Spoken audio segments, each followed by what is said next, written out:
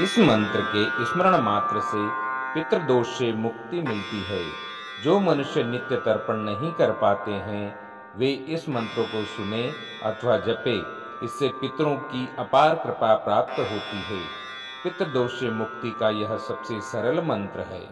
पिता पितामह शैव तथैव प्रपितामहः मातामहः तत्पिता च प्रमातामहकादयः एते भवन्तु मे प्रीता प्रयच्छन्तु च मङ्गलम्।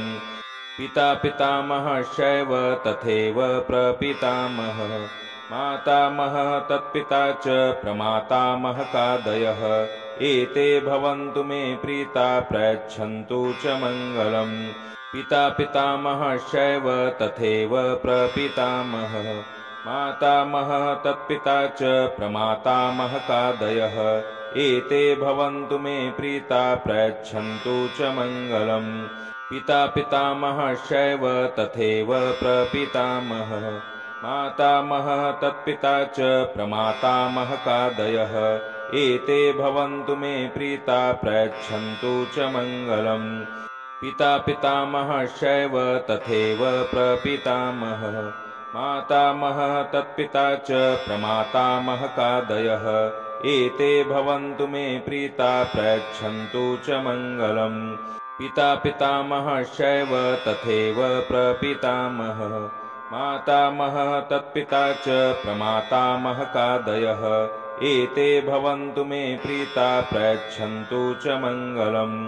पिता पितामहः शैव तथैव प्रपितामहः मातामहः तत्पिता च प्रमातामहकादयः एते भवन्तु मे प्रीता प्रयच्छन्तु च मङ्गलम्। पिता पितामहः शैव तथैव प्रपितामहः मातामहः तत्पिता च प्रमातामहकादयः एते भवन्तु मे प्रीता प्रयच्छन्तु च मङ्गलम्। पिता पितामहः शैव तथैव प्रपितामहः मातामहः तत्पिता च प्रमातामहकादयः एते भवन्तु मे प्रीता प्रयच्छन्तु च मङ्गलम्।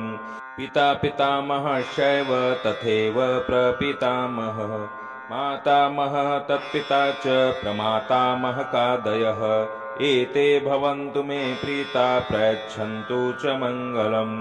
पिता पितामहः शैव तथैव प्रपितामहः मातामहः तत्पिता च प्रमातामहकादयः एते भवन्तु मे प्रीता प्रयच्छन्तु च मङ्गलम्। पिता पितामहः शैव तथैव प्रपितामहः मातामहः तत्पिता च प्रमातामहकादयः एते भवन्तु मे प्रीता प्रयच्छन्तु च मङ्गलम्। पिता पितामहः शैव तथैव प्रपितामहः मातामहः तत्पिता च प्रमातामहकादयः एते भवन्तु मे प्रीता प्रयच्छन्तु च मङ्गलम्। पिता पितामहः शैव तथैव प्रपितामहः मातामहः तत्पिता च प्रमातामहकादयः एते भवन्तु मे प्रीता प्रयच्छन्तु च मङ्गलम्। पिता पितामहः शैव तथैव प्रपितामहः मातामहः तत्पिता च प्रमातामहकादयः एते भवन्तु मे प्रीता प्रयच्छन्तु च मङ्गलम्। पिता पितामहः शैव तथैव प्रपितामहः मातामहः तत्पिता च प्रमातामहकादयः एते भवन्तु मे प्रीता प्रयच्छन्तु च मङ्गलम्। पिता पितामहः शैव तथैव प्रपितामहः मातामहः तत्पिता च प्रमातामहकादयः एते भवन्तु मे प्रीता प्रयच्छन्तु च मङ्गलम्। पिता पितामहः शैव तथैव प्रपितामहः मातामहः तत्पिता च प्रमातामहकादयः एते भवन्तु मे प्रीता प्रयच्छन्तु च मङ्गलम्। पिता पितामहः शैव तथैव प्रपितामहः मातामहः तत्पिता च प्रमातामहकादयः एते भवन्तु मे प्रीता प्रयच्छन्तु च मङ्गलम्।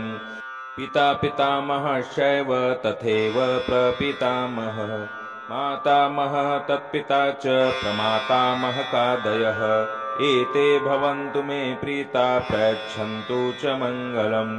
पिता पितामहश्चैव तथैव प्रपितामहः मातामहः तत्पिता च प्रमातामहकादयः एते भवन्तु मे प्रीता प्रयच्छन्तु च मङ्गलम्।